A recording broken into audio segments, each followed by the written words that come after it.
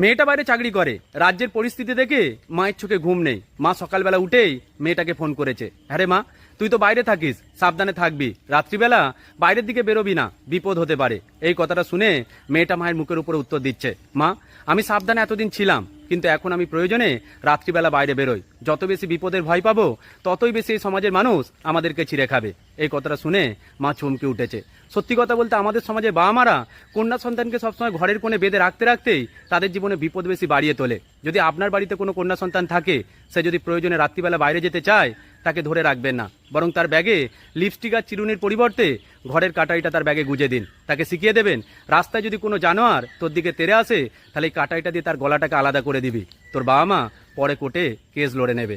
এটা যদি মেয়েদেরকে বলতে পারেন, তাহলে মেয়েরা নিজেদের বিচার নিজেরাই চেয়ে নেবে, তারা আর পঙ্গু হয়ে থাকবে না, তারাও প্রতিবাদী হয়ে উঠবে। বাবা মার উচিত কন্যা সন্তানকে একটু স্বাবলম্বী হওয়ার সুযোগ করে